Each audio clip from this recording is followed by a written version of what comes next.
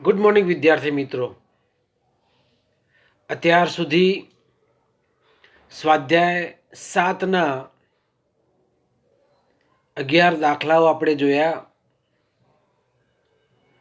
હવે દાખલા નંબર 12 જોઈએ. 20 કેજી દળનો એક નક્કર નળાકાર તેની અક્ષને અનુલક્ષીને 100 રેડિયન પ્રતિ સેકન્ડની કોણીય ઝડપથી પરિભ્રમણ કરે છે. આ નળાકારની ત્રિજ્યા 0.25 મીટર છે. આ નળાકારની ચાક ગતિ સાથે સંકળાયેલ ગતિ ઉર્જા કેટલી હશે? તેની અક્ષને અનુલક્ષીને આ નળાકારના કોણીય વેગમાનનું માન કેટલું હશે? વિદ્યાર્થી મિત્રો, અહીંયા 20 કેજી દળનો એક નળાકાર છે. શું છે? નળાકાર છે. હવે આકાર છે એ આકાર તમને ખ્યાલ આવી જવા જોઈએ. બરાબર. આ આપણો પેન જેવો આકાર છે એ નળાકાર છે. એનું દળ આપેલું છે 20 કેજી અને તે 100 રેડિયન પ્રતિ સેકન્ડની કોણીય ઝડપથી પરિભ્રમણ કરે છે. આમ ગોળ ગોળ ગોળ ફરે છે. 1 સેકન્ડમાં 100 આંટા મારે છે. નળાકારની ત્રિજ્યા આપેલી છે 0.25 મીટર, એટલે દળ આપેલું છે, એની ત્રિજ્યા આપેલી છે. તો ચાક ગતિ ઉર્જા કેટલી થશે? હવે નળાકાર માટે ચાક ગતિ ઉર્જાનું સૂત્ર એ પહેલા જડત્વની ચાક માત્રા આઈ આપણે શોધવી પડે અને એ માટે ચાક ગતિ ઉર્જાનું સૂત્ર તમે જુઓ. કે બરાબર 1/2 આઈ ઓમેગા સ્ક્વેર. ચાક ગતિ ઉર્જાનું સૂત્ર છે 1/2 આઈ ઓમેગા સ્ક્વેર. તો એમાં ઓમેગા એ તો આપણને આપેલું છે, કેટલા કોણીય ઝડપથી ફરે છે તે 1 સેકન્ડમાં 100 પરિભ્રમણ કરે છે તે. પણ આઈ એટલે જડત્વની ચાક માત્રા. તો એ જડત્વની ચાક માત્રા આપેલી નથી. તો એ શોધવા માટે શું કરવાનું? બરાબર. તો એ શોધવા માટે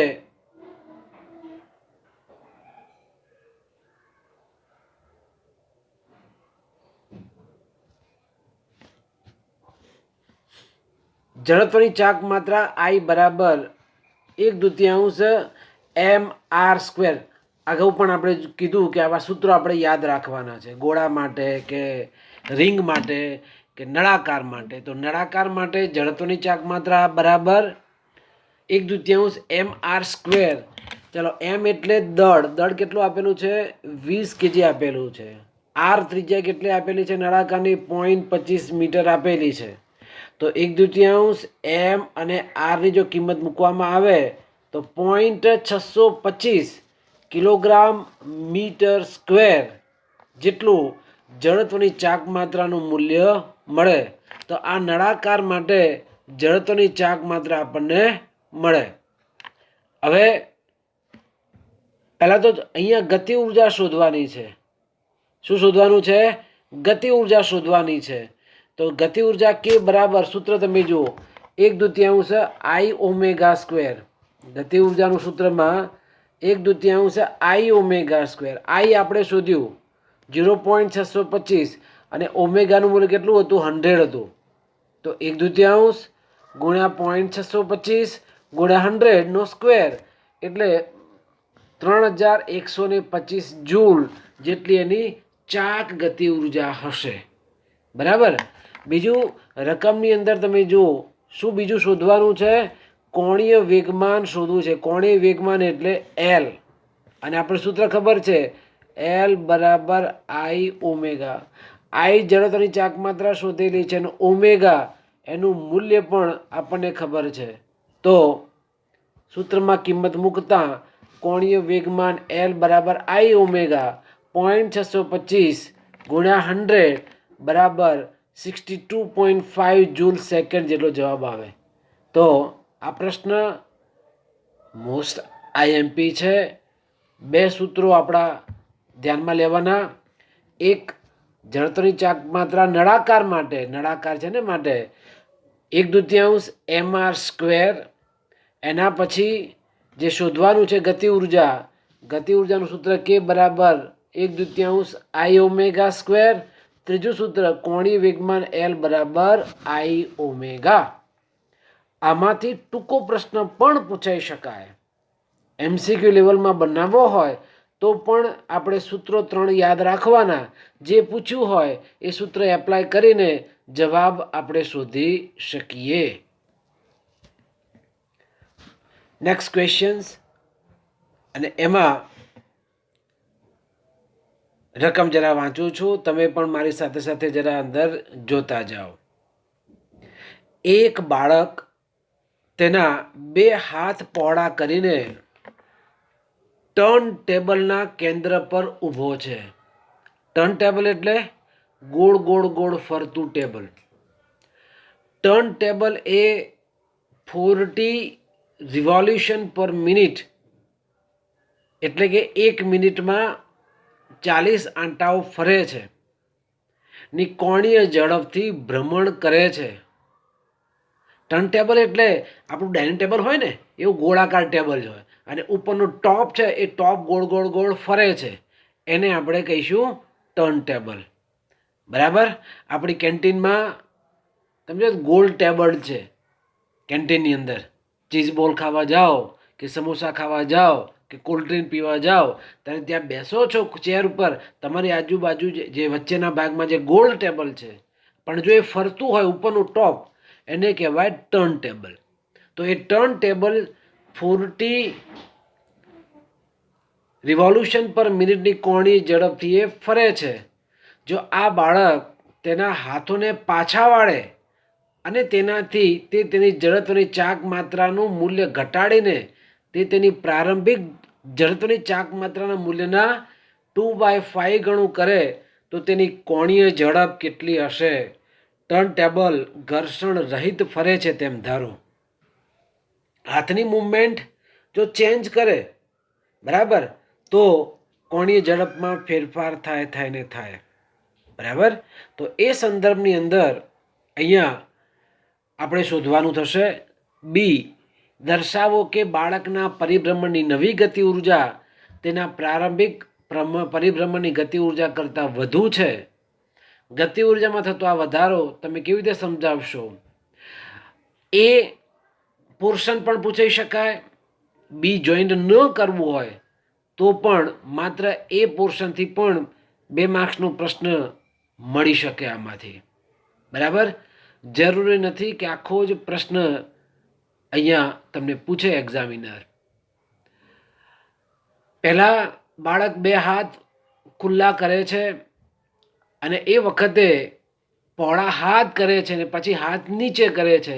પહોળા હાથ કરે છે ત્યારે જડત્વની ચાક માત્રા ધારો કે I1 લઈ લઈએ, અને પછી હાથ નીચે લાવે ત્યારે જડત્વની ચાક માત્રા I2 કરે છે. અને એ વખતે બંનેમાં જડત્વની ચાક માત્રાના સંદર્ભમાં કોણીય ઝડપ ω1 અને બીજી વખતે કોણીય ઝડપ ω2 છે.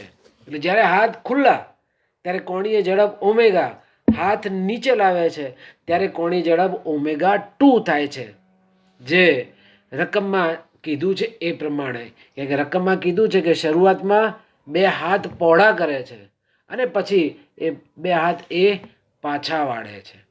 તો વિદ્યાર્થી મિત્રો, અહીંયા ω1 અને ω2 I1 અને I2 ધ્યાનમાં લીધા છે. ત્યારે રકમમાં કીધું છે કે પ્રારંભિક જડત્વની ચાક માત્રા કરતાં 2/5 ગણું કરે. પ્રારંભિક જડત્વની ચાક માત્રા કરતાં 2/5 ગણું કરે તો I2 નું મૂલ્ય કેટલું થાય? 2/5 I1. તો I1 ના, કારણ કે પ્રારંભિક કેટલું લીધું છે આપણે? 2/5 લીધું છે, I1 લીધું છે. તો I1 ના 2/5 ગણા અહીં રકમમાં કહી દીધું છે. માટે નવી જડત્વની ચાક માત્રા જ્યારે હાથ નીચા કરે છે ત્યારે નવી જડત્વની ચાક માત્રા I2 બરાબર 2/5 I1. 2/5 I1. ક્લિયર થયું? ઓમેગા વનનું મૂલ્ય આપ્યું છે. જુઓ કેટલું આપેલું છે. ઓમેગા પ્રારંભિક કેટલા ઝડપે ફરે છે? 40 પરિભ્રમણ પ્રતિ મિનિટ. આપણે એને રેડિયન પ્રતિ સેકન્ડમાં ફેરવવું હોય, કોઈ પણ પરિભ્રમણ છે એને જો રેડિયનમાં ફેરવવું હોય તો 2π વડે ગુણવું પડે. યાદ રાખવાનું છે. આ તમારે અગાઉ આપણે જોઈ ગયા છીએ કે જ્યારે પરિભ્રમણ છે એને જો રેડિયનમાં ફેરવવું હોય તો 2π વડે ગુણવું પડે. તો તમે જો કે 40 પરિભ્રમણ તો છે જ, ગુણ્યા 2π છેદમાં મિનિટ, તો 1 મિનિટની સેકન્ડ કેટલી થાય? 60 સેકન્ડ. ત્યારે તમે જુઓ કે 40 અહીંયા સૂત્રમાં તમે જુઓ 40 ગુણ્યા 2 ગુણ્યા પાઈ છેદમાં 60, તો સાદુરૂપ આપતા 4/3π રેડિયન પ્રતિ સેકન્ડ. તો આ જે મૂલ્ય જે હતું 40 પરિભ્રમણ પ્રતિ મિનિટ હતું, એની જગ્યાએ 4/3π રેડિયન પ્રતિ સેકન્ડ જેટલું ઓમેગા વનનું મૂલ્ય આપણને મળ્યું. ઓકે, હવે પહેલાં હાથ ખુલ્લા રાખે અને એની ચાક માત્રા, એનો કોણીય વેગ હાથ નીચે લાવી દે ત્યારે એની કોણીય ઝડપ અને ઝડપની ચાક માત્રા કોણીય વેગમાન સંરક્ષણના નિયમને આધારે પ્રારંભિક અને અંતિમ I1 ઓમેગા 1 બરાબર I2 ઓમેગા 2 પરિણામ મળે. કેમ કે ત્યાં વેગમાનનું સંરક્ષણ થયું. કેમ કે L બરાબર I ઓમેગા, આપણે અગાઉના દાખલામાં પણ જોયું કે L એટલે કોણીય વેગમાન, એનું સૂત્ર શું હતું? L બરાબર I ઓમેગા. એટલે કે પ્રારંભિક કોણીય વેગમાન અને અંતિમ કોણીય વેગમાન હંમેશા કેવું હોય? એક સરખું જ હોય. એટલે કે I1 ઓમેગા 1 બરાબર I2 ઓમેગા 2 બરાબર. કોના આધારે લખ્યું? કોણીય વેગમાન સંરક્ષણના નિયમના આધારે. આપણે તો ઓમેગા 2 શોધવું છે, કેટલી કોણી ઝડપથી એ ફરશે. તો ઓમેગા 2 બરાબર I1 upon I2 into omega 1. તો આ પરિણામ નીચે લાવી દઈએ.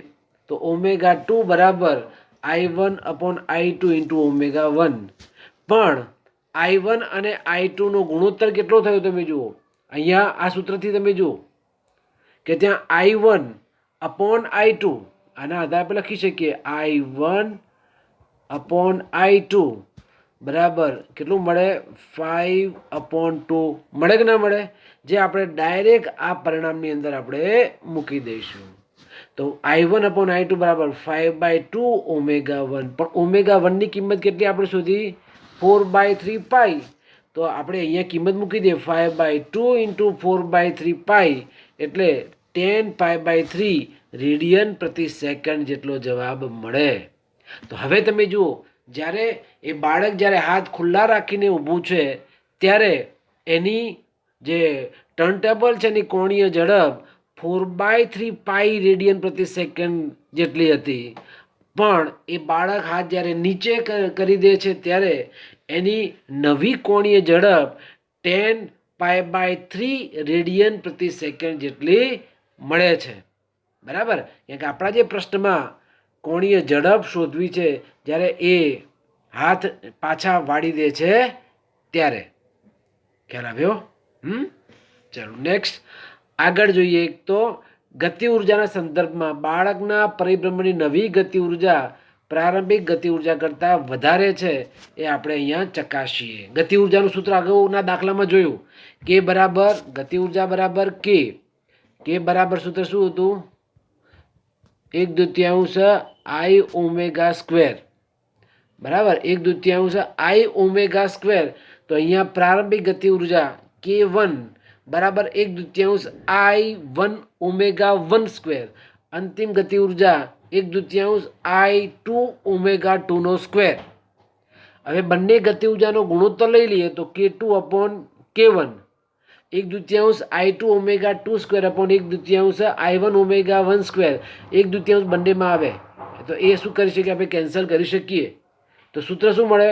I2 omega 2 square upon I1 omega 1 square. પણ અગાઉ આપણે જોયું કે I2 અપોન I1 એનો ગુણોત્તર કેટલો હતો? 2/5 હતો ને. બરાબર ને? આગળ મેં સમજાવ્યું ને. તો I2/I1 એનો ગુણોત્તર કેટલો હતો? 2/5. એના પછી તમે જુઓ કે ω1 અને ω2. ω2ની કિંમત આપણે શોધી. કેટલી હતી ω2? 10π/3. પ્રારંભિકમાં કેટલી હતી ω1? 4/3π. પણ છેદમાં 3 ક્યાં જતા રહેવાના? ઉપર જતા રહેવાના. કારણ કે ω1 ક્યાં છે? નીચે છે, છેદમાં છે. તો 4/3 ક્યાં જતા રહેશે? અંશમાં જતા રહે.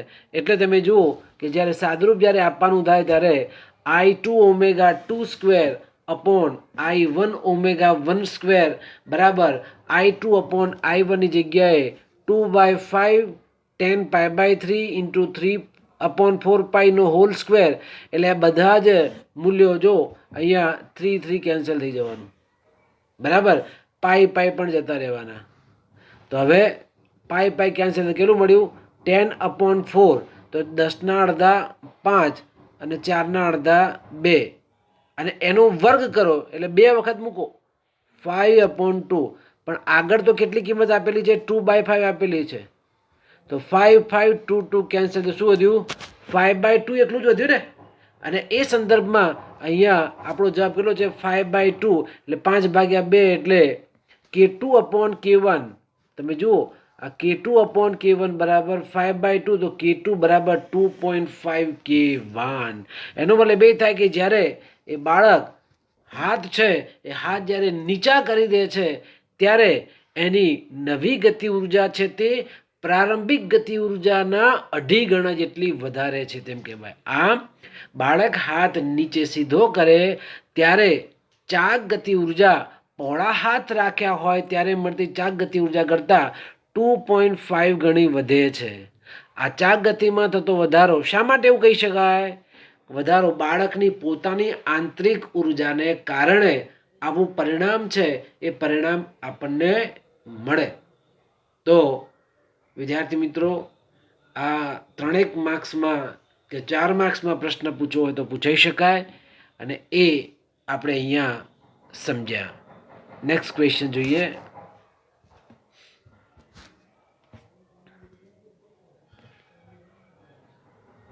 ચૌદમો દાખલો. 3 kg દળ અને 40 સેન્ટીમીટર ત્રિજ્યાના એક પોલા નળાકાર, ફરી પાછું પોલો નળાકાર આવી ગયો, એક પોલા નળાકાર ફરતે અવગણ્ય દળનું એક દોરડું વીંટાળેલ છે. બરાબર? જો આ દોરડાને 30 ન્યૂટન બળથી ખેંચવામાં આવે તો આ નળાકારનો કોણીય પ્રવેગ કેટલો હશે? દોરડાનો રેખીય પ્રવેગ કેટલો હશે?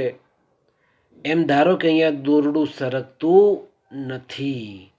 પ્રશ્ન બહુ સરસ છે, સમજવાનો પ્રયત્ન કરું. આવું એક 40 સેન્ટીમીટર ત્રિજ્યાનો એક પોલો નળાકાર અને એ પોલા નળાકાર ઉપર આમ કંઈ દોરડું વીંટાળેલું છે. બરાબર? આ પોલા નળાકારનું દળ આપેલું છે 3 kg. હવે આ દોરડું જ્યારે અહીંયા આ રીતે લગાડેલું છે હોય ત્યારે આ દોરડા નીચે તરફ આમ ખેંચવામાં આવે, હા, નીચે તરફ આ આંટાઓ છે બધા, દોરડું જ્યારે નીચે તરફ 30 ન્યૂટન બળથી ખેંચવામાં આવે તો આ નળાકાર કેવો થવાનો? ફરવાનો. નળાકાર છે એ નળાકાર ફરવાનો. તો આ નળાકારનો કોણીય પ્રવેગ કેટલા ઝડપથી ફરશે એ કોણીય પ્રવેગ શોધવો છે. બીજું શું શોધવું છે? આ દોરડું ખેંચ્યો એટલે નીચે આવશે. કેટલું બળ લગાવ્યું છે? 30 ન્યૂટન. તો આ દોરડો સીધી રેખામાં આવે, નીચે આવે. તો દોરડાનો રેખીય પ્રવેગ કેટલો હશે એ શોધવું છે. ફરી એક સમજવા પ્રયત્ન કરો. આવો એક પોલો નળાકાર આપેલો છે. પોલા નળાકારની ત્રિજ્યા આપેલી છે 40 સેન્ટીમીટર. એનું દળ આપેલું છે 3 kg. આ નળાકાર ઉપર એક દોરી વીંટેલી છે અને એ દોરી આ રીતે લબડતી રાખે નીચે. 30 ન્યૂટનથી આ દોરીને જો ખેંચવામાં આવે તો આ નળાકાર શું થશે? ગોળ ગોળ નીચે ખેંચો એટલે ગોળ ગોળ ગોળ ફરે, અને એ ગોળ ગોળ ગોળ ફરે ત્યારે આ જે નળાકાર છે એ કેટલા કોણીય પ્રવેગથી ફરશે, અને આ દોરડું જ્યારે નીચે આવે ત્યારે કેટલા રેખીય પ્રવેગથી એ નીચે આવશે. આવું આપણે શોધવું છે. આના માટે જો તમે કોઈ ફ્લેટમાં રહેતા હોવ અને એમાં 10 માળના બિલ્ડિંગ છે અને એમાં લિફ્ટ છે, તો લિફ્ટના કેબિનના ઉપરના ભાગમાં દોરડું લગાવેલું હોય અને એ લિફ્ટની કેબિનની ઉપર એક વ્હીલ જેવું હોય અને એમાં જે દોરડું છે, બરાબર, લોખંડનું બનેલું જે દોરડું છે એ દોરડું વીંટેલું છે. જેમ જેમ જેમ જેમ જેમ લિફ્ટ નીચે આવે એમ દોરડું ખુલતું જાય ને ઉપરનું પૈડું પણ ફરતું જાય. તો એ ઉપરનું વ્હીલ જે છે એ કેટલા કોણીય પ્રવેગથી ફરે અને લિફ્ટ છે એ સીધે સીધે નીચે આવે ત્યારે એનો પ્રવેગ કેટલો હશે, એવી રીતે આ પ્રશ્ન આપણે સમજવાનો. કેમ કે રકમના આધારે પ્રશ્ન સમજવાનો પ્રયત્ન કરવાનો કે આ નળાકાર છે, ગોળ ગોળ ગોળ ફરવાનો છે અને એ દોરડું ક્યાં આવશે? નીચે તરફ આવશે. આ શું છે? નળાકાર છે. તો ચલો પહેલાં તો એ સવાલ એ થાય કે નળાકાર માટે જડત્વની ચાક માત્રા શોધવી પડે, અને જડત્વની ચાક માત્રા પોલો નળાકાર કીધું છે, નક્કર નળાકાર નહીં. અગાઉના પ્રશ્નમાં નક્કર નળાકાર હતો તો જડત્વની ચાક માત્રા 1/2 mr² હતું. સૂત્ર ભૂલવાનું નહીં. એમાં 1/2 mr² નક્કર નળાકાર. પણ અહીંયા રકમમાં ઉલ્લેખ કર્યો છે પોલો નળાકાર, અને એ પોલા નળાકાર માટે એટલે અંદર ખાલી છે, પોલો છે, તો એનું જડત્વની ચાક માત્રાનું સૂત્ર I = mr² છે. અને આ mr², એમ દળ આપેલું છે, તમે જો કેટલું છે? 3 kg આપેલું છે. આર ત્રિજ્યા 40 સેન્ટીમીટર એટલે 0.4 મીટર લખાય ના લખાય? અને એ 0.4 અહીંયા મૂકો તો જડત્વની ચાક માત્રા 0.48 કિલોગ્રામ મીટર સ્ક્વેર મળે. તો પહેલાં તો આ પોલા નળાકારની જડત્વની ચાક માત્રા આપણને મળી ગઈ 0.48 કિલોગ્રામ મીટર સ્ક્વેર. હવે આ નળાકાર ઉપર નીચે ખેંચવામાં આવે છે, કેટલા બળથી? 30 ન્યૂટન બળથી ખેંચવામાં આવે છે. તો આ નળાકાર ઉપર ટોર્ક લાગશે. હવે તમે જાણો છો ટોર્ક ટાઉ = R×F, એટલે કે RF sin θ, બરાબર. તો આ ટોર્કનું સૂત્ર હતું. ઓકે, તો અહીંયા ટોર્ક ટાઉ બરાબર R કેપિટલ R લખ્યો છે, RF sin 90. કારણ કે આ આમ ફરવાનું, પેલું દોરડું ક્યાં આવશે? નીચે તરફ આવશે. એટલે ખૂણો કેટલો બનવાનો અહીંયા? 90° ખૂણો બનવાનો. તો sin 90, તો sin 90 ની કિંમત કેટલી થાય? 1 થાય. cos 0 ની કિંમત 1 અને sin 90 ની કિંમત 1. તો sin 90 = 1. તો R×F, R ત્રિજ્યા આપેલી છે, કેટલી થઈ? 0.4 મીટર, અને F કેટલા બળથી ખેંચવામાં આવે છે? 30 ન્યૂટનથી. તો 0.4 × 30 એટલે 12 ન્યૂટન મીટર. તો આ નળાકાર જે છે એ નળાકાર ઉપર લાગતું ટોર્ક 12 ન્યૂટન મીટર મળે. ક્લિયર? આપણું એ એક સૂત્ર એ છે. જો અલગ અલગ સૂત્રોનો આપણે અનુબંધ છે એ અનુબંધ આપણે લઈ શકીએ. અનુબંધના સંદર્ભમાં એક સૂત્ર આપણું એ હતું કે ટોર્ક ટાઉ, મેં હમણાં લખ્યું, ટોર્ક ટાઉ બરાબર R×F. બીજું ટોર્ક ટાઉનું સૂત્ર છે I∝, જ્યાં I એટલે જડત્વની ચાક માત્રા અને આલ્ફા એટલે કોણીય પ્રવેગ, બરાબર. આલ્ફા એટલે કોણીય પ્રવેગ. તો બંનેને સરખાવો, આ પણ ટોર્ક છે, આ પણ ટોર્ક છે, તો મૂલ્ય તો કેવા આવવાના? 12 સરખા જ આવવાના. તો આલ્ફા બરાબર સૂત્ર શું મળે? ટોર્ક ટાઉ અપોન I, અને ટોર્કનું મૂલ્ય તો 12 અને I જડત્વની ચાક માત્રા આપણે શોધી છે, કેટલી છે? 0.48 છે ને, બરાબર. તો એ સંદર્ભની અંદર તમે જુઓ કે alpha = torque tau upon I. આ ટોર્કની કિંમત મૂકી દો 12, આ આઈની કિંમત મૂકી દો 0.48, તો જવાબ મળે 25 રેડિયન પ્રતિ સેકન્ડ સ્ક્વેર પ્રવેગ છે માટે સેકન્ડ સ્ક્વેર આવે. તો આ સંદર્ભમાં આ જે નળાકાર છે એ નળાકારનો કોણીય પ્રવેગ એ 25 રેડિયન પ્રતિ સેકન્ડ સ્ક્વેર જેટલું મળે.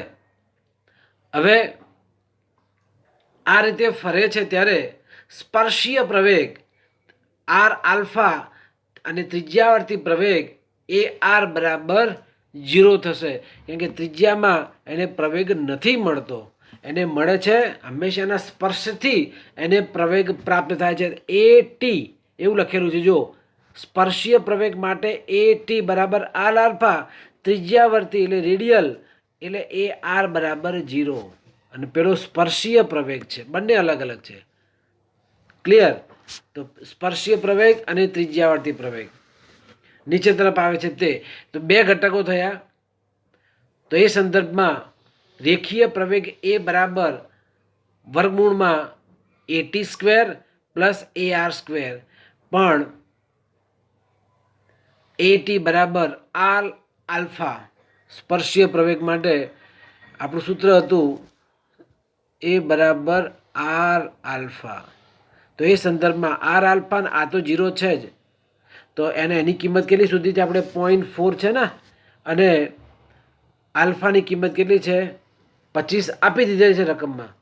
તો 25 ચોક 100, 10નો વર્ગ એટલે વર્ગમૂળ કાઢી નાખીએ એટલે 10 મીટર પ્રતિ સેકન્ડ સ્ક્વેર.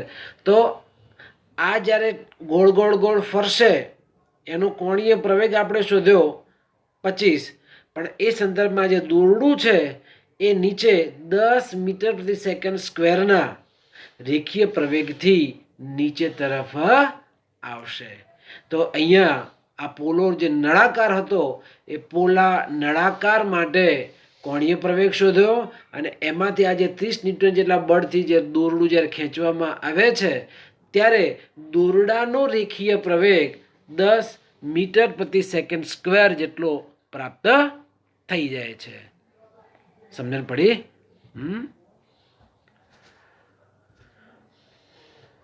નેક્સ્ટ ક્વેશ્ચન 15મો પ્રશ્ન જરા જોઈએ આપણે.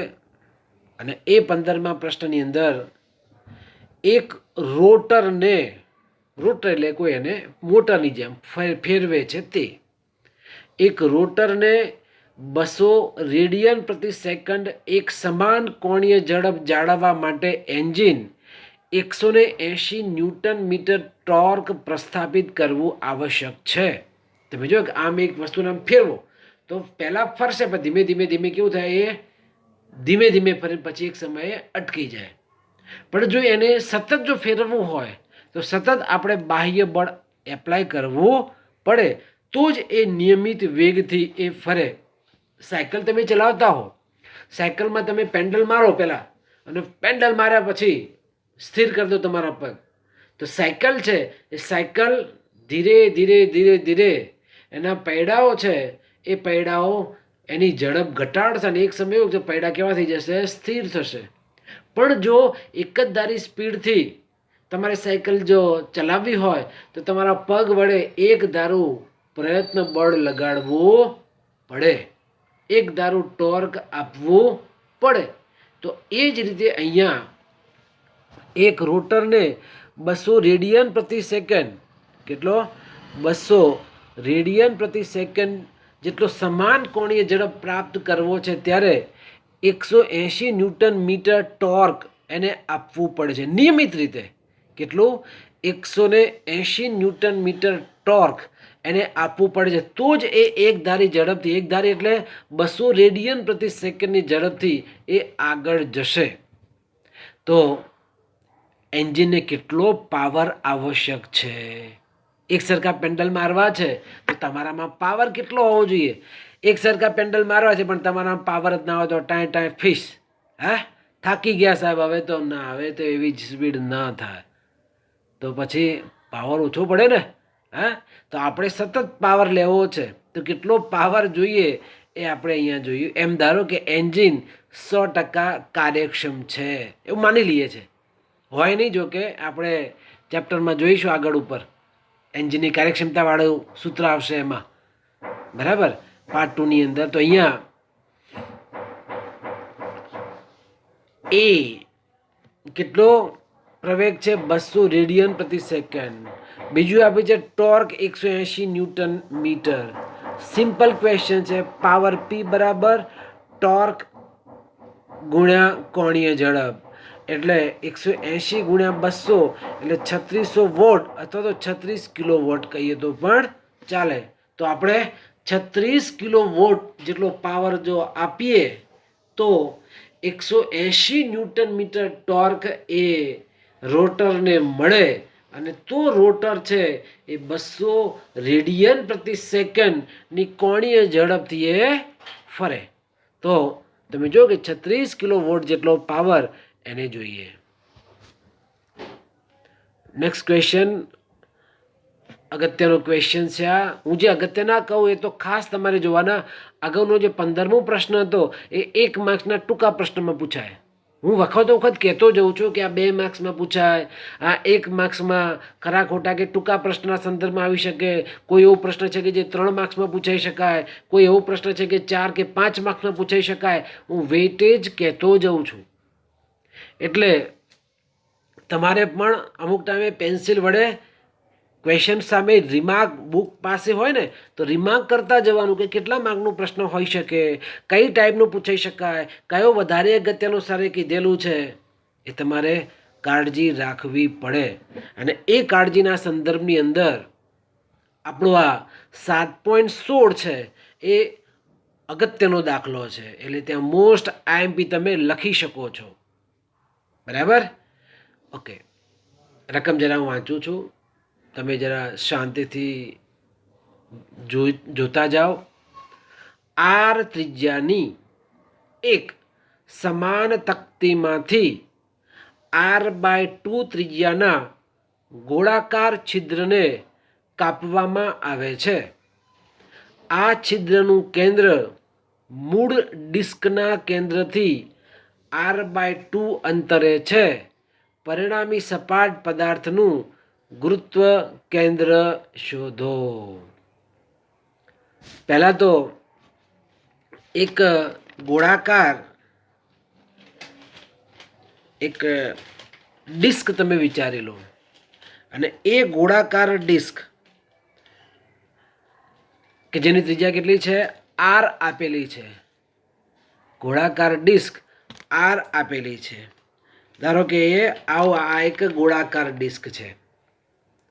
બરાબર? હવે આ ગોળાકાર ડિસ્કમાંથી આની ત્રિજ્યા કેટલી કીધી છે? R ત્રિજ્યા ધારો કે લીધેલી છે. બરાબર? અને આમાંથી એક ભાગ થોડોક નાનકડો કાપી લેવામાં આવે છે R/2 અંતરે.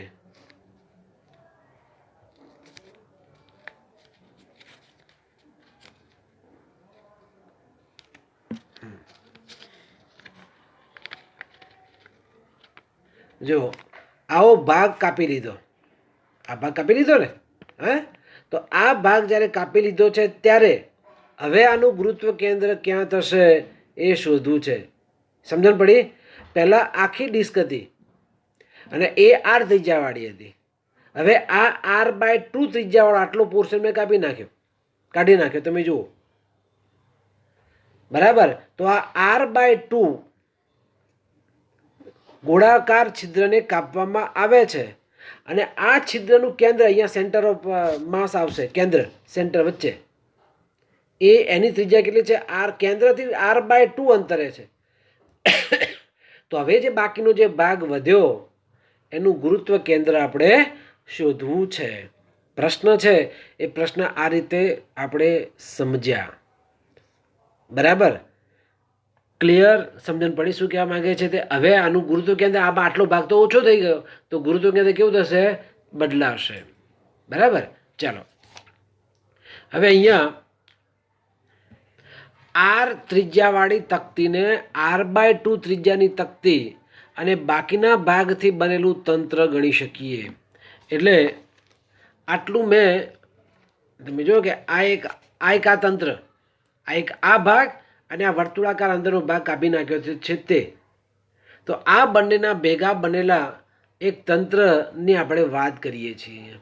ધારો કે એકનું દળ M1 તો બીજાનું દળ કેટલું થયું m2 બંનેનો સરવાળો કરો તો સમગ્ર તકતીનું દળ m આપણને મળે. ખ્યાલ આવ્યો ને? m1 આનું છે, m2 આનું છે, આમ કરી નાખો તો ટોટલ સમગ્ર ભાગનું સમગ્ર તકતીનું નક્કર હોય ત્યારે આ રીતે હોય ત્યારે એનું કુલ દળ m આપણને મળે. તો તમે જુઓ કે અહીંયા m બરાબર m1 પ્લસ m2. હવે ધારો કે આની ઘનતા ખબર છે, r ત્રિજ્યાવાળી જે તકતી જે હતી આખી એની એ સમગ્ર તકતીનું દળ બરાબર πr² રો. આ લખ્યું ક્યાંથી? તો ઘનતા બરાબર દળ ભાગ્યા કદ. કદ એટલે અહીંયા તકતી છે πr². તો એ સંદર્ભમાં m બરાબર πr² રો આપણને મળે. તકતીના સંદર્ભમાં અહીંયા પૃષ્ઠ છે, તકતી છે, એટલે દળ એટલે m અને એનું વર્તુળાકાર છે, ગોળાકાર છે, એનું ક્ષેત્રફળ πr². માટે આવી જે તકતી જે હતી સમગ્ર ભાગ એનું કુલ દળ આપણને મળે. કુલ દળ m બરાબર πr² રો. કારણ કે અહીંયા એમને કરતા કરો તો આ પદ ક્યાં આવી જશે? ઉપર જતું રહેશે. એટલે આપણને આ પરિણામ મળે. ક્લિયર? હવે એના કેન્દ્રના યામ તમે જો અહીંયા 0 0 યામ છે. હવે r/2 તકતીનું દળ, r/2 ત્રિજ્યાવાળી તકતીનું દળ એટલે આ નાનકડી તકતીનું દળ આનું. તો આની ત્રિજ્યા કેટલી થઈ ગઈ? r/2 થઈ ને. તો એ સંદર્ભમાં તમે જુઓ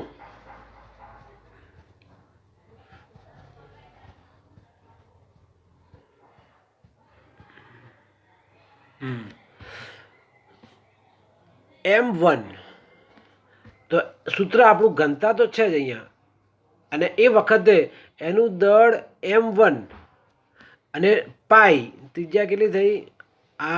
r/2². બરાબર? તો m1 ને કરતા કરો તો રો πr²/2 નું કેટલો થયો? 4 થશે ને. તો એ વખતે m1 બરાબર πr² રો/4 મળે. કેમ કે એનું કારણ છે કે આખો ભાગ હતો એની ઘનતા કે આટલા ટુકડાની ઘનતા કે આટલા ટુકડાની ઘનતા તો સરખી જ રહે, પણ દળ કેવા થશે? બદલાશે. કેમ? ત્રિજ્યા પણ કેવી થશે? અલગ અલગ છે માટે.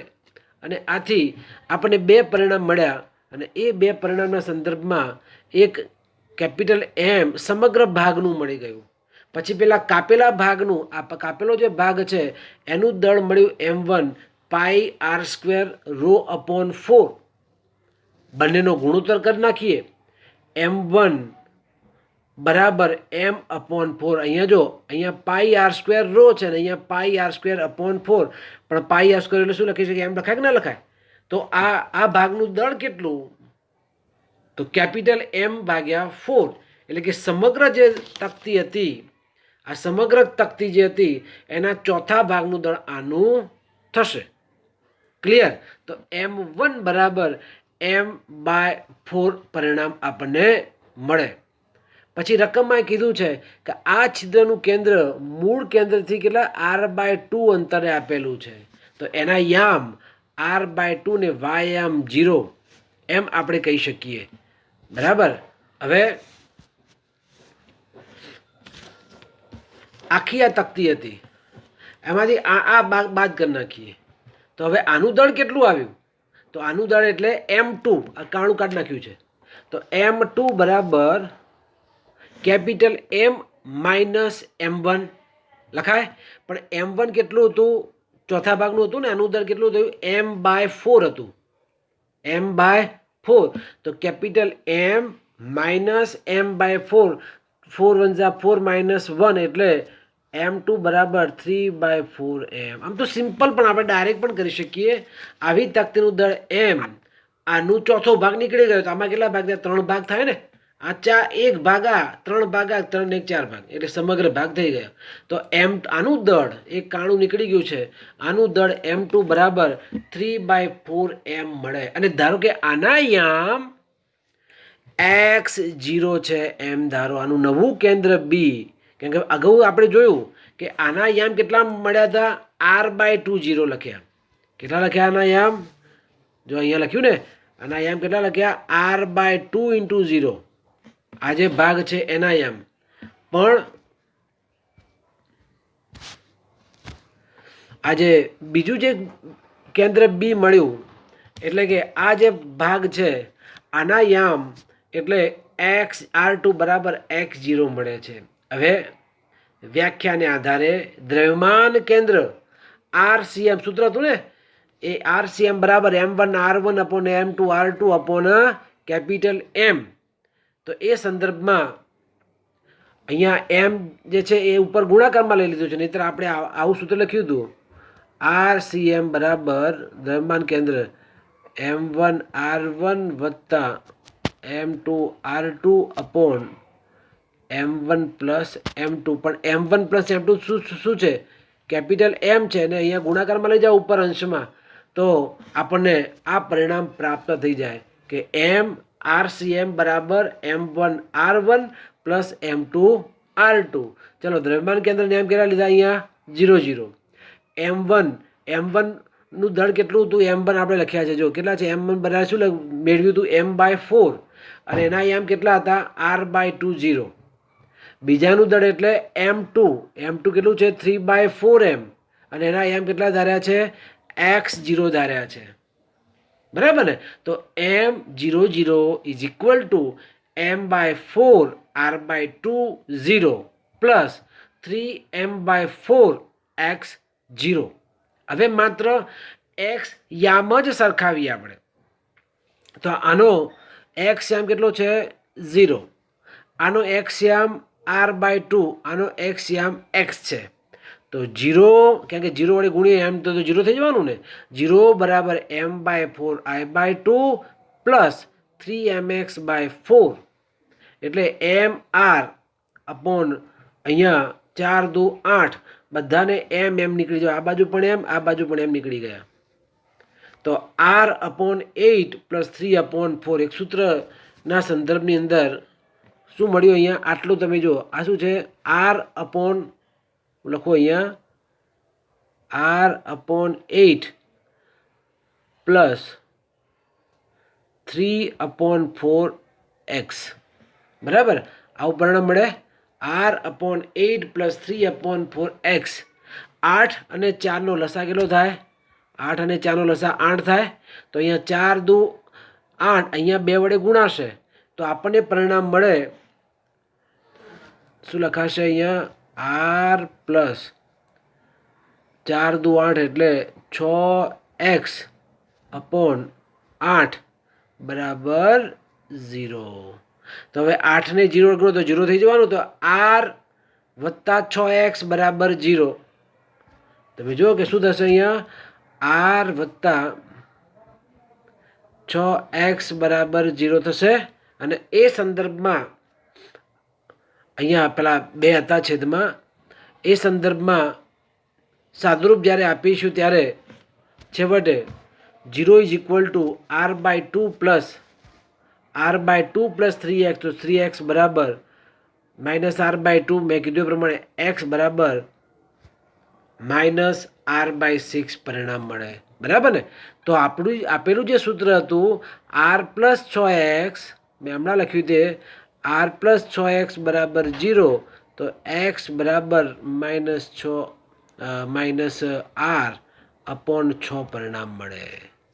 તો એક્સના યામ કેટલા મળ્યા r2, એના યામ કેટલા હતા r2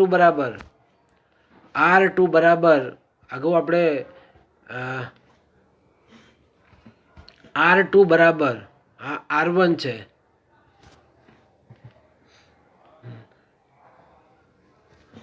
r2 બરાબર x0 પણ x ની કિંમત કેટલી મળી માઇનસ r/6 અને 0 એમના એમ જ. તો r2 બરાબર માઇનસ r/6 ઇન્ટુ 0 પરિણામ મળે, બરાબર? તો આ રીતે r1 અને r2 આપણે શોધી શકીએ, બરાબર? અહીંયા સુધી રાખીએ.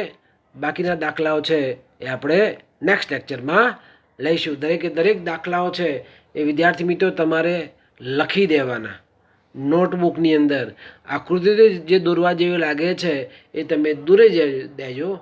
17મા પ્રશ્નથી 2-3 પ્રશ્નો બાકી છે, એ પછીના લેક્ચરમાં આપણે લઈશું.